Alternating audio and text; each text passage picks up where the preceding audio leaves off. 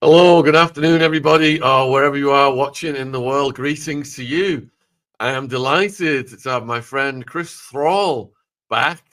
You may remember he come and told his story a few times. Must have been about 4 or 5 years ago now. Absolutely gripping. Ex-Royal Marine who's not only lived a life, continues to live a life of doing extreme charity events all over the world. Just an absolute all-round good guy, raising money for the right purposes and exposing the evil vested interests that have co-opted our governments. So, Chris, huge thank you for coming on. I've been watching your channel. Your channel link is in the description box, folks. So let's help Chris get to he's almost at 100K subs. Let's help him get to 100,000. And Chris has been reporting, based on his experience as an ex-Royal Marine, based on his network of ex-soldiers and present soldiers. He's got a vast network, one of the biggest networks in the country. Chris has got an absolutely unique insight into what's happened in Liverpool with the suspect and the parade. And he also puts it in the context of his research on the New World Order and the globalist interests. So I hope that was an appropriate introduction, my friend, and thanks for coming on. Shaun, you make me sound good.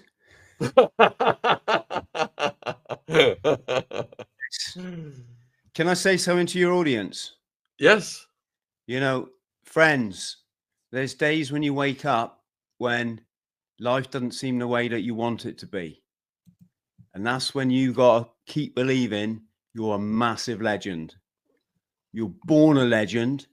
You're going to die a legend. And there's an awful lot of vested interests that don't want you to understand you're a massive legend in between. So I just wanted to let you know, if you're out there and you're struggling, as we all have, that you're okay. Shaun. It's good to have some words of inspiration, especially on a Sunday morning. What are you doing? Get me working on a freaking Sunday. We never stop. I've just put Chris's channel link in the live chat as well. Thank you guys for subscribing. And you know, before we get to what came out about Doyle, Chris, before we knew what they're telling us about his background, allegedly, when you first saw the incident, what went through your mind? Well, I suppose I should first say we've got to be careful what we say, Shaun, haven't we? Because it's an active court case, and to try to, you know, sway the jury, we're going to get done for contempt of court. But there's so much that we can say. You know, we're human beings, Shaun. It was fucking horrific, wasn't it? You know, no one likes to see someone being dragged along in front of a car. And especially your immediate mind thinks, I thought they was goners, mate, you know? And you think that could be your family, don't you? That could be someone you love. Well, we should love everyone, shouldn't we? It's irrelevant. That was my first thought. But then we're old hats at this. So you don't know now, order out of chaos. It's such a mix of reality and, I don't want to say fantasy, but, you know, construction. And anyone who's old enough to remember the events in America 20 years ago, those events, Shaun, I don't even need to say anymore, do I? You know, you'll know that at first look, the vast majority thought, bloody hell, oh my God, there's a guy in a cave and he's, you know, he's this evil mastermind. and then, you know, you only have to sort of scratch even slightly beneath the surface to start seeing that in life there is a dark network. Well, dark network, Shaun. There just is.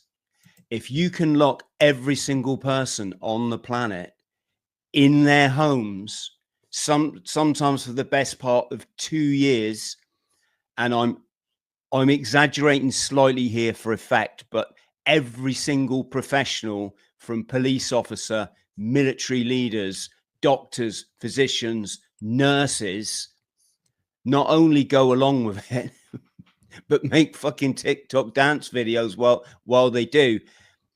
You can see the power of this dark element, Shaun. They have co-opted everyone. And what they're doing is they're playing the energy battle. They probably love it that people are here now watching this video, rather than getting out in the nature, loving their family, having a nice bit of food, taking some moderate exercise. If you want to really get the full effect of life, doing your hot and cold plunge, your cold water immersion, doing your breathing exercises, have a little jog around the block, enter a half marathon, but what they rely on is it's almost a trauma battle, Shaun. They realize that they've traumatized everyone from birth, whether it be through financial pressures on parents that led to divorce, pressure on a parent that led to him abusing his, for example, son or daughter, battering them, whatever. They know that this then becomes intergenerational, because that parent will go immediately to coping mechanisms to deal with a trauma that they don't even understand. So you're talking your alcohol, your gambling, violent behavior itself. And what you've done when you've MK Ultra'd the whole planet, then you only need an incident, like possibly, I'm not going to suggest one, that boom, you've got everybody in immediate mind control, and you see it, and it's a hard programming to break out of.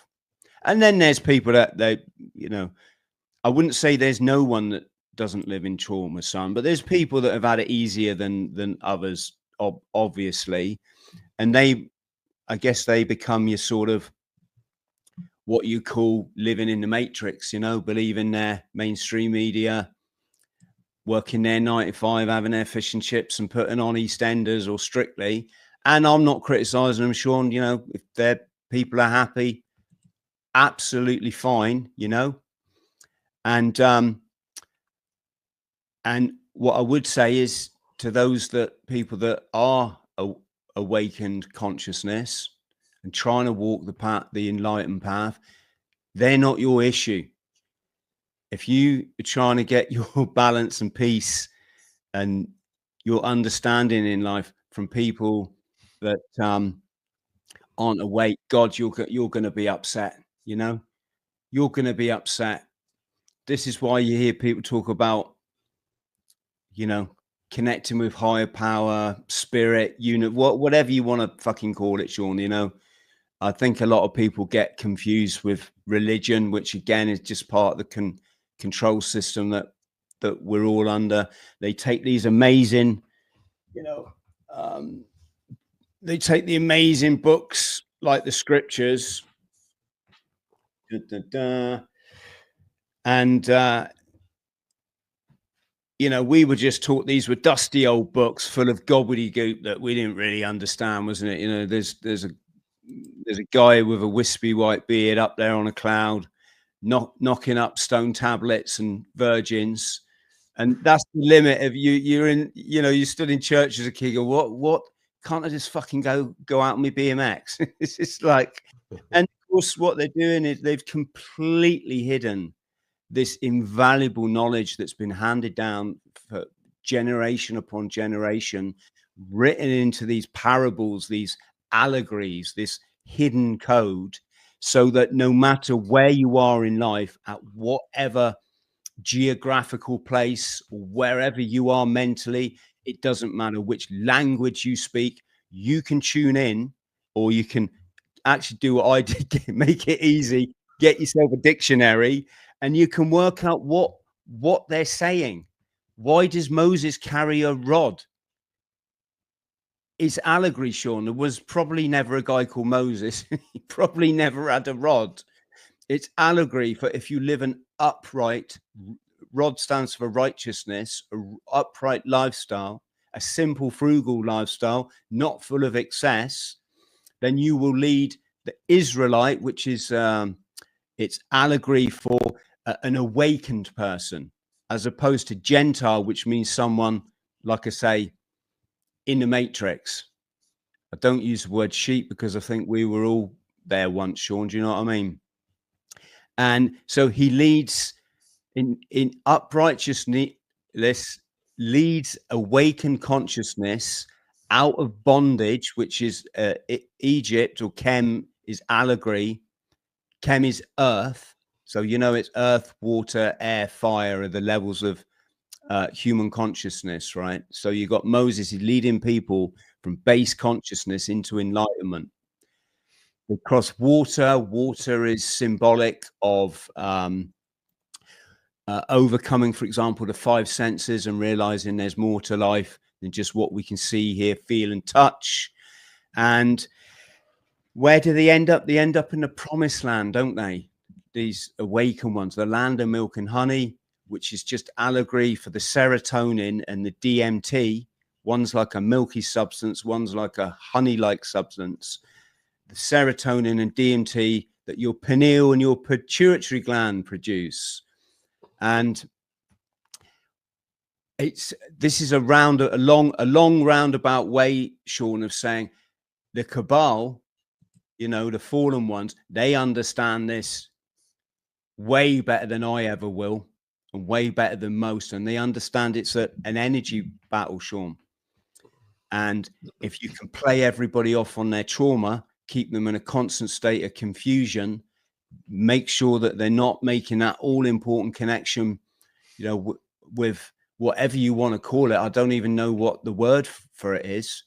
Then they've got you, and they'll divide and control. And on top of that, they've layered in their communist sort of propaganda manifesto. You've got things called biological Leninism, which is, you know, if you're out there and you want the truth, and hopefully everyone watching now aspires to be a warrior, Shaun, because warriors learn stuff. I'm not talking like on the battlefield or that kind of thing. I mean, someone who's armed themselves with the knowledge you need to go out there and be a good parent, be a good friend, be a good member of community. Then these concepts, they're worth getting a grasp of. Biological Leninism itself. How many times have you heard somebody blame Keir Starmer for the current illegal immigration crisis, as if getting rid of Keir Starmer is somehow going to fix a Babylonian conspiracy that goes back 8,000 years to when they took control of the financial system. The financial system used to be a simple system, Shaun. You know, they used to use cockle shells because it was recognized that one cockle shell represented a certain amount of value or work. So if you come and paint my shed and I'm like, Shaun, I ain't got time to like come and paint your shed, here's a cockle shell, mate. You can take that anywhere in the nation. You'll probably even go to, you know, nations next door, and that is recognized as the value of painting a shed or buying a chicken or whatever. And then the Babylonian psychopath club, the merchants came along and they went, hang on a sec, how about we start lending these cockle shells to people that haven't even earned them, and when they come to pay them back, we'll ask if they borrow 10, we want 13 back. What you and I know, Shaun, as usury. Why does usury get a special mention in scripture? Not just because you shouldn't be doing business in church, but because it's recognized that if you allow usury, you're leading the whole world into slavery. That's it. Everyone will end up in bondage. And when you look at how clever they've been, it used to be if you were a king or a queen, or if you was a prime minister, what you did your best for your people. You know, the kings would actually dress up in armor and go into battle to fight, you know, to fight for their people. This is And over the years, what the network have done is they've convinced leadership that your value doesn't lie in humanity and looking after people. Your value lies in how much gold have you got in the cellar. That is what makes you a good person. This is why the likes of David Beckham, no disrespect to David, sure, he's an absolutely wonderful chap, but what I mean is, why is he thrust on the front cover of every magazine? Why is he the idol for every young person, or certainly young man in the country? Because they want you to buy into the fact that material wealth is going to get you happiness. Whereas those of us that have been around the block a bit know what gets you happiness is waking up in the morning, making your bed, smiling at the sun and saying, thank you, life, for giving me another chance of this incredible experience. And then going out and serving people, starting with yourself, second, your family, third, your community. And in our case, our community is online, Shaun, you know? So that's it. So when I see incidents, getting back to your original question, and just know immediately, we shouldn't even really be seeing them, Shaun. Let's be honest. It's none of our business what happens in the wonderful city of Liverpool. It's horrible. It's tragic. But should you really have the worst trauma scenarios in the world thrust in front of you all day long, scrolling on a telly 24/7? I know I'm not talking to the people that have shunned, you know, that have seen the light, you can say, with mainstream media. I'm talking about the masses now. That's the scenario, isn't it? Sky News, repeat the trauma, repeat the trauma. So whatever you like to, you know, whatever you read into these incidents, there's a whole lot of like shadow work, like background stuff going on, whatever's gone on in the incident, Shaun, whatever, you know. When we lived in the forests, we used to go and gather our food. It wasn't normal to be in this constant state of hypervigilance, just ready for flight or fight. Who's, you know, what's the next person's going to upset you on social media? What the, you know, your boss calls you in the office. You think, oh, freaking hell, what have I done? What have I done now? Am I going to get the sack? I'm going to lose my mortgage. Putting the news on. Oh God, 30,000 people are dying of, you know, a dying of fiction, you could say. It's a constant state of keeping people in trauma. Whereas when we're in a forest, Shaun, you'd live in small communities where you all looked after each other. You'd welcome strangers, no doubt, but you know their stay would be limited, wouldn't it? You know, probably dependent upon resources. And when would you go into a state of flight, fight, or freeze? Well, you do it if a big freaking hairy animal with fangs came and attacked you, wouldn't you? And how often would that be? Well, you'd live a life accordingly, so you make sure it didn't happen that often by choosing where you lived, where you hunted, how you protect yourself, and whether there was a tree available to climb up when the saber-toothed tiger came. When it was gone, what would happen?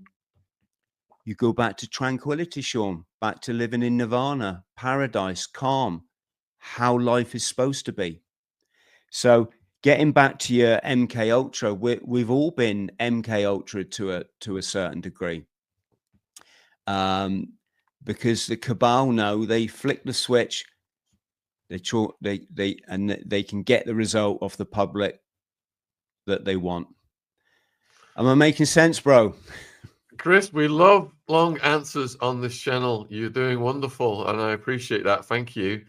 So, you know, if you've just tuned in, we've got over 1,000 people watching live, and I asked Chris what was his initial impression when he saw the incident in Liverpool at the parade, the tragedy.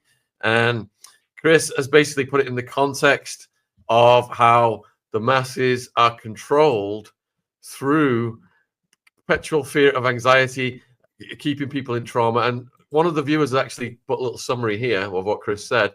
Raise your frequency and vibration.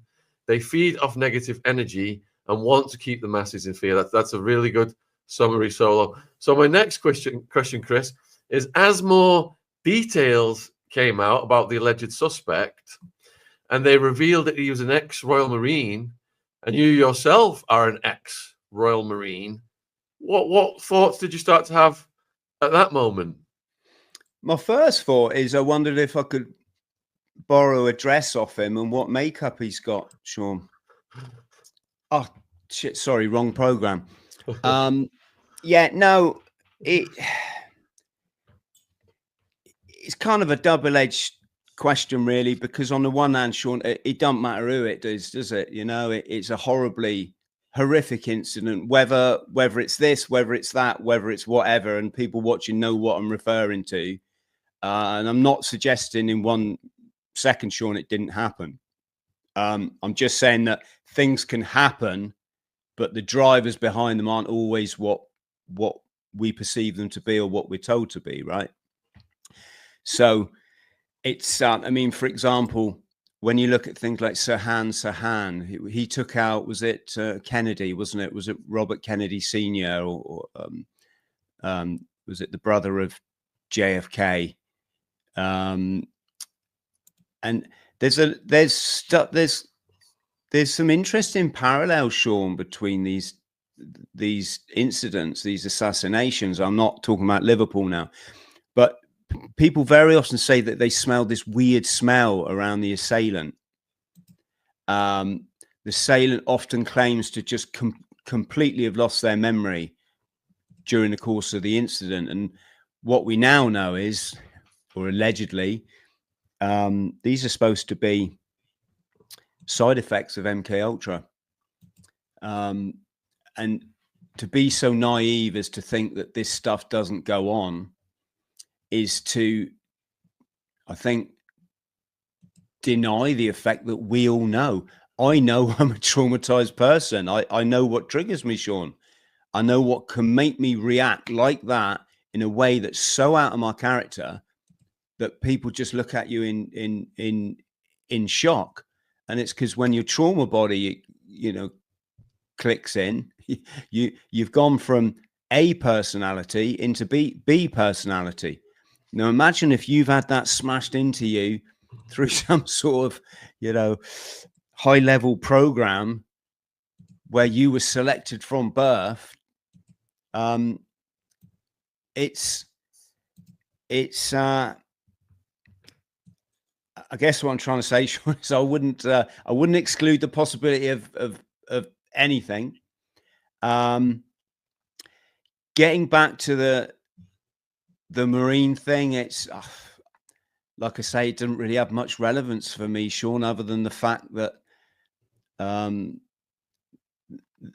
this isn't the first time that a Royal Marine's been highlighted in possibly a serious incident or incidents. We're just human, like like everybody else. Yeah. Sorry, Shaun, did that answer your question? As you can tell, life's just not simple. This is why when you see people in a comment section or, you know, on social media, just sum it up like in one sentence, an incident like this, and you're like, oh my God, it's like so interwoven, complex layers that is called this thing called life. You're doing great, Chris. I've put the image on the screen that you chose for your recent thumbnail, and you've got the two pictures of Doyle and title Psyop or Tragedy. And some people are asking about the discrepancies in the way Doyle looks. Have you looked into that?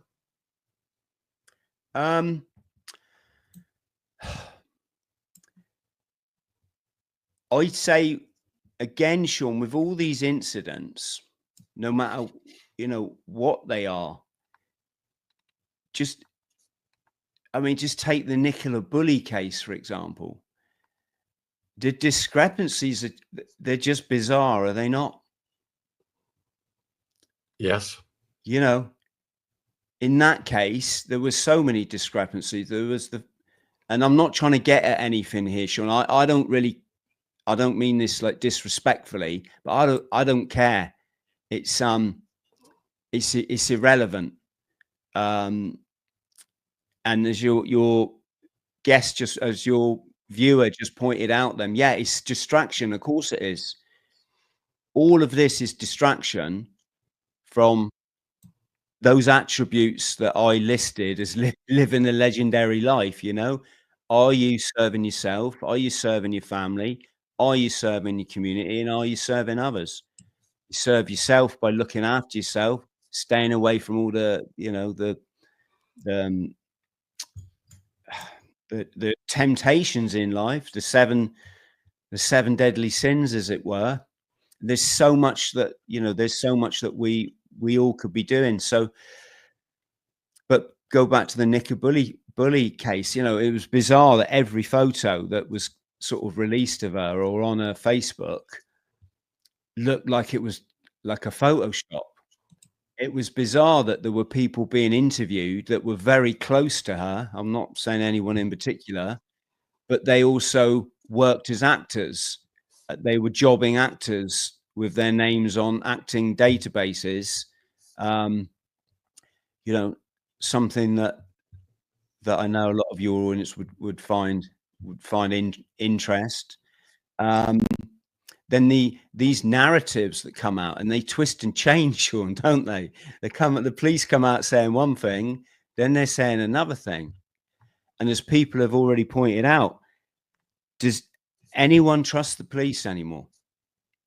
You know, I mean, I think there was a time in our communities where you know, your local Bobby, you might not have liked him, or you might have, you know, not appreciated getting arrested or a thick ear from him, but you knew he was there basically to do, you know, to do the job for the community. Now, since all that medical nonsense, who do they work for, Shaun? I'm asking a genuine question. Who do the police work for? Because there's appears to be no reasoning whatsoever that, hang on, guys, you're supposed to like work for us, the public. You're supposed to protect us. The military, where was the military? And I'm not, you know, having a go at wonderful people who do or do not decide to join the military, Shaun. That's not the point. I'm saying that I thought they was there to protect us.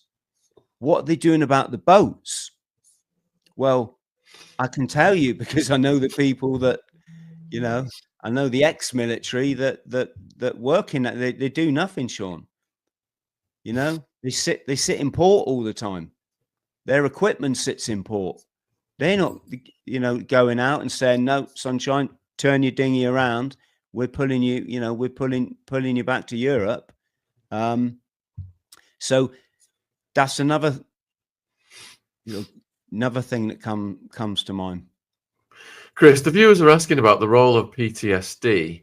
So in general, when soldiers, you know, bravely risk their lives and then they come back home, what are the services like for them in terms of mental health and addressing PTSD? So probably the biggest, as you know, Shaun, I just rode the Atlantic in January. Me and my buddy Louis, he's former Irish guardsman.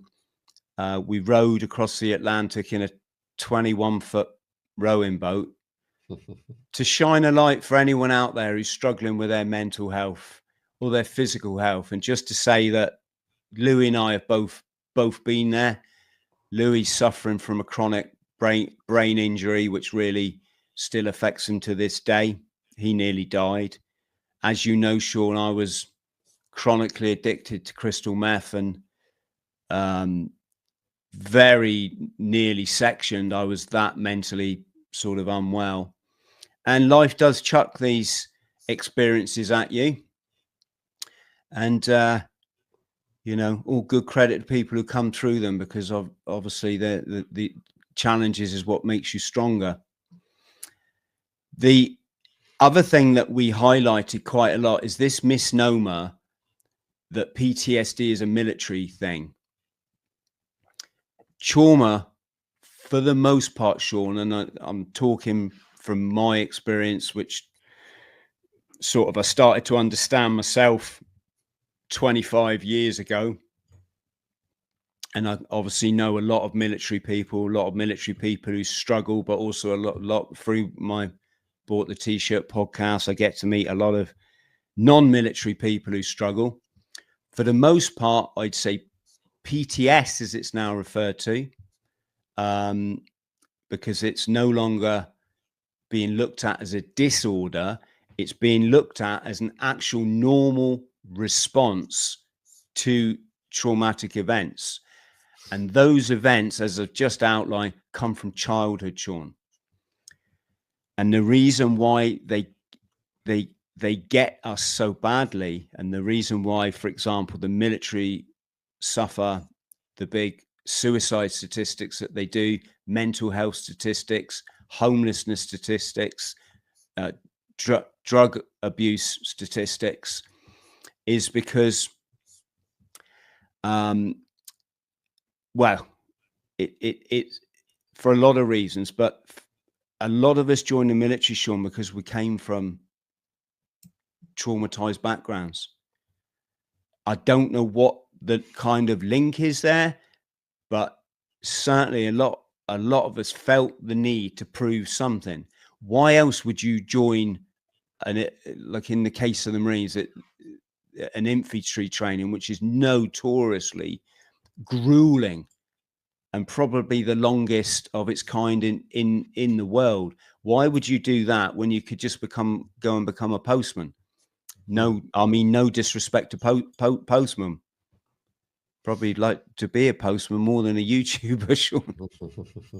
But this is the thing we've got to get over, is what happens when you're traumatized as a child. The way the brain works is your brain cannot make sense of it, Shaun, simply because it's underdeveloped. And you're a kid. You might be a toddler getting battered, having cigarettes stubbed out on you, getting, totally. I don't even want to say what some people have to go through. It might be a divorce where you come home one day and daddy's no longer there, and you think at 4 years old you're never ever going to see him again. This person that you fucking love, even if he might be out of control, you still love these individuals, and your mind isn't developed enough to make sense of that extreme fear, that extreme flight or fight or freeze response. And what it does, it buries it. The current way of thinking is it actually buries this memory in your body, which is why you hear a lot of people saying, free up your body with all these sort of, new or modern exercises and way of looking at it. But what happens is that trauma is locked away so deep in a place where you can't access it to reprogram the mind. It becomes almost entrenched. So then you're limited to only finding ways to deal with it. Like, well, calm down, breathe. Go to your mindfulness. Nothing's going to happen. It's fine. Yesterday doesn't exist. The future doesn't exist. The roof isn't going to come smashing in now, Chris. There's no cruise missile going to come fired through the roof and take you out. No one's going to come running through that door and bum you and make you pregnant. All this like stuff we freaking worry about, which is utter nonsense. That's why mindfulness is so great in the moment. It's peaceful, isn't it? It's the only thing that exists, and nothing's going to happen to you. And you don't seek your value from other people, because we're all failed human beings, or we're getting there. You seek your reassurance by being a legend. This is why I said at the beginning of the show, you're born a legend, you'll die a legend. And I know you're a legend in between, and fucking ignore anyone that doesn't treat you in that way, right? Because we're all on this journey. We're all on this journey together. So that's PTS, Shaun. That is traumatic stress. What happens is you then join the military. You have a career that's very sheltered from personal development, believe it or not. And by personal development, I'm not talking about the making your bed, learning how to, in my case, I ran the length of the UK, didn't I? ultra marathon a day, carrying a 15-kilo Bergen, sleeping at the side of the road. Again, for mental health awareness, Shaun, you know. The other summer I ran across the Sahara Desert, rode across the Atlantic. I've just paid my deposit to climb Everest next season. People say, Chris, these things are hard. And I'm like, no, these things are easy, friends.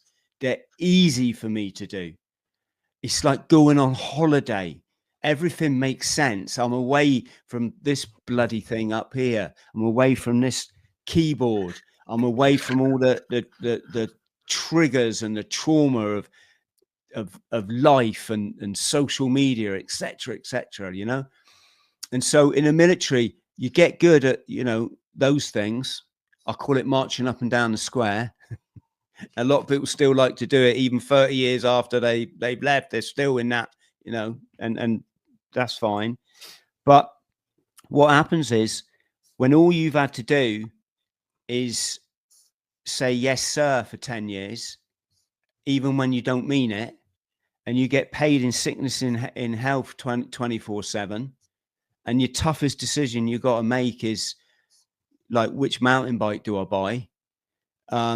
The war stuff, mate, that's not hard. That's what you joined up for. You do not want to be the one that's left behind, believe me. And when you go and scrap, you know, you're up for the scrap.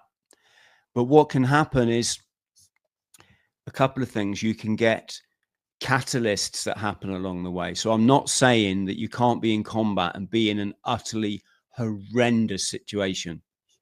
I met a chap that I believe he was in the Paras in Northern Ireland. It was one of these incidents where something went bang, and he said, Chris, I went from a 6-man room to one person in that room overnight, right? So no one's saying that this stuff isn't horrible, Shaun. Of course, you know, to see you know, being careful what I say here, but you know, if your Jeep or your truck gets hit by an IED and there's 8 people inside, it's not going to be pretty, is it? Right? But let's not forget here. First, that's your job. You decided to do it. You wanted to do it. Secondly, you're an adult. You have a fully functioning brain where you can take that trauma and eventually you can work through it and make sense of it and move on. What happens for the childish stuff, you can never do that, Shaun. And so many of us join the military with this childhood trauma. We go through this sheltered life where we just have to say, yes, sir, you know, even when we don't mean it. And then when you leave, you face the reality of life, having never done the inner work, right? What do they call it? Shadow work is the modern cool word for it, isn't it? Or I think was it Jung, I think, named it shadow work. That's the work on the inside, not the mountain bike or the fast car or the mortgage or it's the work on the inside. And what happens is you leave the military, you go to work for a boss who's a fucking twat. Sorry, I'm being light-hearted here, Shaun, but you know, it really can be like that. You're going to enter an environment and it's nothing like what you've been in. In some ways it can be a lot better, but in some ways the rules are very different, and you start to get resentment, especially when your boss says, yeah, what was you was like some soldier or something, Chris, weren't you? You're like, how dare you? I was an elite commando. You why don't you know? And of course, you know, this is ego self, isn't it? It's living in your, you know, what the Eastern mysticism would say, living in your lower chakras, your animal self, where it's me, how important am I? What's everyone think of me? Oh, I hope everyone loves me. Oh, let's get another tattoo. That'll make me popular. Oh, we'll get another earring. That'll fucking do the trick, you know. And you know, we'll swap the Porsche, we'll get a Ferrari. Oh, everyone's gonna love me now, you know, and that's you know, that's your mindset. And so what happens is you tell that boss where to go and you're unemployed. That's territory you've never been in before. You haven't even got a job now. So you can't work in a job because you've just lost one. You've got a bloody bills to pay in your mortgage, which is a new thing for you, having to pay bills particularly if you've lived on camp all these years, although to be honest, lots of us had houses. And what do? Well, you start self-medicating, don't you? Because this is triggering your childhood trauma. You're going into you get this uneasy feeling of uncertainty that you might not even feel it, but it's there. You certainly don't understand it because you don't know what childhood trauma is. No one in your life's ever spoken to you about it. No one's ever talked to you about anxiety, depression. No one's ever talked to you about, mindfulness, meditation, what it's why all this is so. No one's ever mentioned it. I didn't know what anxiety was, Shaun, until I've started to experience it. And then it was weird.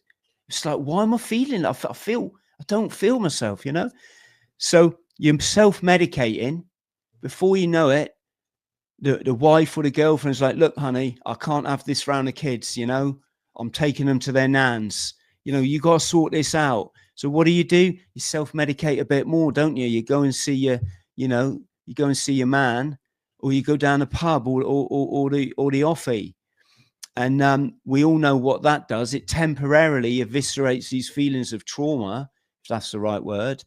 But the come down takes you down a bit more, doesn't it? So when you wake up, your life's a bit more shit. So what do? You self-medicate and you go down and down. And this is why we struggle. My story's prime example, Shaun, ended up working in a Hong Kong nightclub off my head and mentally unwell. And things got interesting there. I was very lucky, very lucky. So this is the thing. And, I won't apologize that we're not talking so much about Paul Doyle, was it? Because I think we can all learn so much more by just understanding not only our own trauma, but also, also other people's.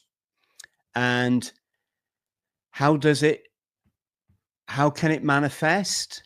Well, obviously, your life's spiraling out of control. But just like MK Ultra, Shaun, you can behave totally irrationally, can't you? I'm not referring this to any particular thing that may or may not have happened recently, but I served in the Northern Ireland conflict. I remember 2 weeks before we were due to go on our training package, which was about a 3-month training package. Some people will know it. It was up in Kent. And one of the lads came into our troop office and he was carrying a newspaper and he went, look, lads. And he flicked out like the center pages. And it was those 2 signalers that had accidentally driven into an IRA funeral. The black cabs, who everybody knew at the time, this is no secret, were, all sympathetic to the cause, you could say, if they wanted to operate in certain parts of the city. So the cabs just immediately realized something's not right with these guys. They're different. They cut the car off. The signalers, there's actually a clip. You could see the magazine has dropped out of the guy's weapon, his 9mm pistol. They're undercover, by the way. And there's various theories on it. I won't go into it, but the long, tall, and short of it is they got massacred, mate. And it literally was your worst nightmare. I think if any squaddy, any Marine, any para has a nightmare around serving in active service, it's about being taken captive. Like I say, I'm not relating this to Liverpool. This is just a fact of life. You have something that even I experienced it. I went for a spine operation, busted a disc in my spine, Shaun. We've probably talked about it. When they put me under the anesthetic, the fucking idiots didn't tell me. they just said, all right, Chris, so give us your hand. And I gave him my hand. I thought I was under the understanding they were going to give me some kind of pre-jab thing, right? And I looked at him and I said, so what's that then? And they went, oh, that's to put you under. And that was my last memory, was these two looking down on me, almost smirking, like when you've done a really bad trip or you've done some K and you've taken a bit much and suddenly life just goes away. That was my last memory. And when I woke up, I experienced something that a lot of the Afghan lads, I say lads, it's primarily lads, isn't it? But probably lasses as well experienced when they'd got caught up in an IED or they trod on a landmine.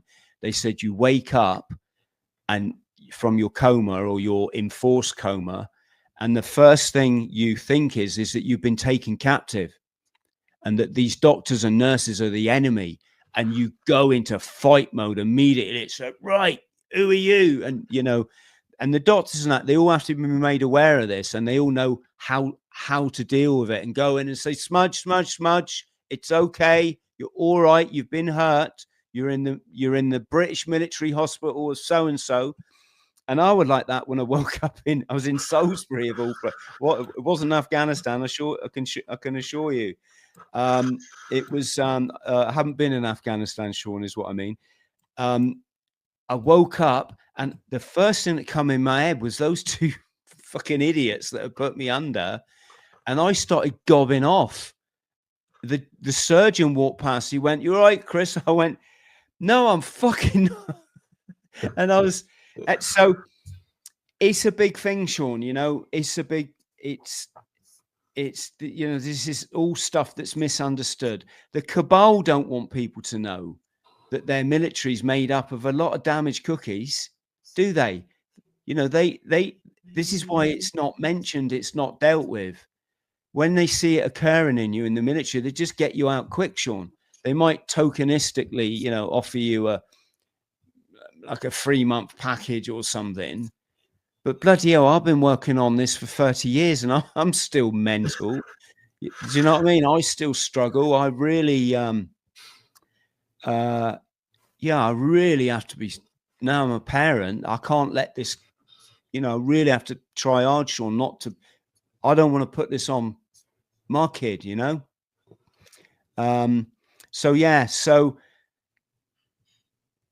again, I don't want to comment on the Liverpool instance, but I would say, it's funny. I remember do you remember me telling you when I worked in the nightclub for the 14K ran, there was that weird incident one night where I thought I was going to be murdered. I was like absolutely, Shaun, convinced that was it, that I'd upset the wrong person, and it wasn't going to be long now. Someone was going to come running down them stairs into my club. This actually happened to one of my fellow doormen over there, chap whose name begins with S. I won't say it. He used to sell good pills as well. But he was on the door of his club one night, Shaun. White van pulled up, transit. 8 triads jumped out the back with their meat cleavers, and they give him a trademark triad revenge. They call it a chopping. And this guy was mad.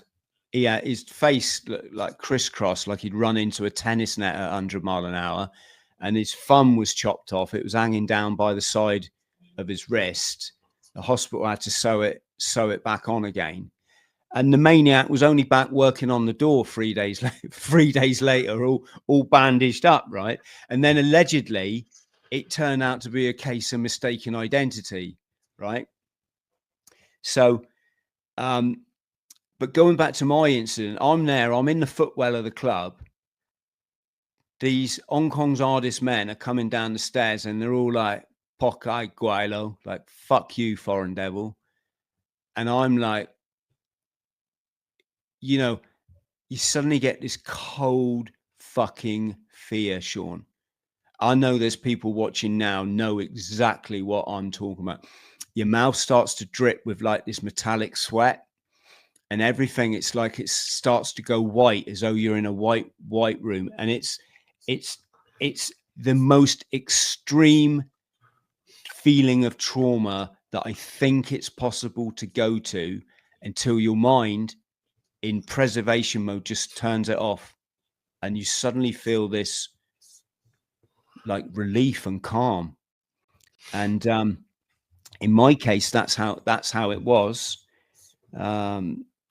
And you know, I didn't get murdered, obviously. If people want to find out more, I'm not punting my book on your show, Shaun. I promise you, it's too complex a narrative to try to sum up. But it's called Eating Smoke, isn't it? But in other people's cases, Shaun, what's to say that if they'd been in my situation, they wouldn't have panicked, or flight mode would have kicked in, and they'd have charged up them stairs out of the nightclub, knocking whoever out the way. I'm just putting it out there, Shaun. I'm not trying to suggest this is related, you know, to the situation that we were discussing. You don't know, do you? You know, you don't know. I've just put Chris's book links in the description box as well. I'll put them in the chat. So we've got 1,500 watching live. You've just tuned in. I'm with Chris Thrall. He's got his own YouTube channel. We're trying to get him up to 100,000 subs. He's almost there. All the links in the description. And also, we have got 2 podcasts we've done with Chris, about 5 hours of his backstory. So if you want to if you want to watch that, that's down in the description as well. But most of the details are in the book. But you are, you know, what you're saying is extremely relevant to what happened in Liverpool, Chris. And do you think if the government did more in terms of aftercare, there will be less situations like that? To provide aftercare, Shaun, you've got to acknowledge what the problem is. In America, in the veterans community, or the damaged veterans community, they call it the thing behind the thing. They've recognized that no one's talking about childhood trauma. They all want you to believe, the cabal definitely want you to believe, that trauma is something that comes from the battlefield. Which I'm not saying you can't have a traumatic event on the battlefield. We've ascertained that. What I'm saying is the events, when you're that person who's drinking himself into oblivion after they've left, the events become more catalyzing. You attach yourself to them as a way of kind of seeking meaning in life, seeking meaning with your identity. It's like, look, you know, that fucking boss, he's a dick, right? And okay, I walked out the job and I'm here drinking, you know, bottle of Jack Daniels in the morning. But, you know, he doesn't know what happened to me when I was in the Middle East, or I was in Ireland. I mean, Shaun, I was in Ireland. The guy, Dean, bless him, the guy behind me, I call him Jock in my book. It got shot 3 times. It's not normal, is it? You know, he lived to tell the tale, you could say. But I was 19, and the bloke behind me has just been shot 3 times, and then the gunman's turning his sights on me. It's very tempting when I was down there self-medicating and losing the plot and blaming everyone for everything, rather than doing what you should do, which is go inside and realize that life's a gift and experience is a gift. And its universe is challenging you because it sees more in you than you do in yourself.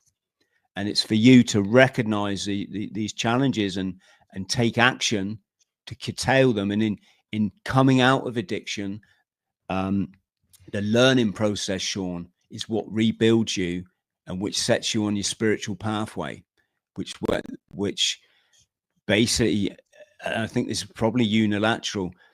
You have to leave the past behind. It doesn't exist. It's baggage. Leave it behind. Stop fucking being an identity you were when you were 18 years old, or when something happened to you when you leave that. Be grateful for the present moment, right? because recovery starts with gratitude. Are you happy being here, Shaun, or do you fucking hate it? I'm happy, mate. I don't know about you. I'm quite glad I've had this chance at life. It's been bloody challenging at time. I know you know that just as well as I do, Shaun. But do you know what? Overall, I'm not just happy, but when you come and meet my boy, you'll know why I'm happy, you know? You will know why everything in my life has been perfect and it was meant to be that way, right? But to get back to your original point, and the reason I mentioned leave the past behind, be grateful, and take action. My action was stopping spending all my benefit money on gear, Shaun, you know? Instead, take a tenner, Chris, fucking go and get a bag, get it over and done with, you know, fucking kid yourself that it's somehow working for you, you know, and then that's it. Have you come down, get up and go out and smash life, right? My thing was amphetamine, Shaun, if anyone's, you know, wondering about the terminology I use. And slowly, because I took that action, my life came back to me. I was able to start tidying the hovel that I lived in. I was able to buy new clothes. I got a job.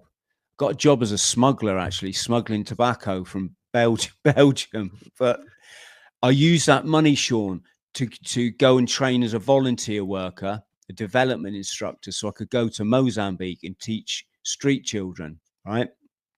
When I was in Mozambique teaching street kids, they said, Chris, would you drive a bus to India and back to write articles on communities that live in poverty? So I drove a school bus from Oslo or Lillehammer, where the Olympics were, all the way to India and back.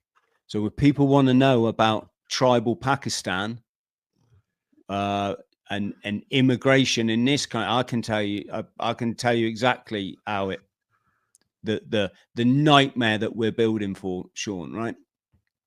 So off the back of that, I met a beautiful Swedish girl, and she said, look, you got to study, Chris. You're not stupid. You shouldn't be working in factories. Go and study. So I did an access course, Shaun, went through uni, went on to start a master's degree. I learned the social sciences. So I've got a good idea of, you know, psychology, biology, sociology, the theory behind it, how to apply that in life and in my work. Off the back of that, they said to us one time at uni, so what have we all done for your what do you call it, at the end of the semester, you know, the leave, the holiday, right? Everyone's like, oh, I had a barbecue, and oh, I watched DVDs with my husband. And I was like, I can't tell them that I flew to Florida and got my pilot's license. Then they lent me an aeroplane and I flew to Sebastian in Florida and got my skydiving, you know, did 11 days skydiving and got my skydiving license.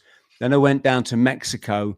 Then I backpacked through every single country in North, Central and South America, or I did the ones that I hadn't yet backpacked through. I think it was Colombia, Venezuela,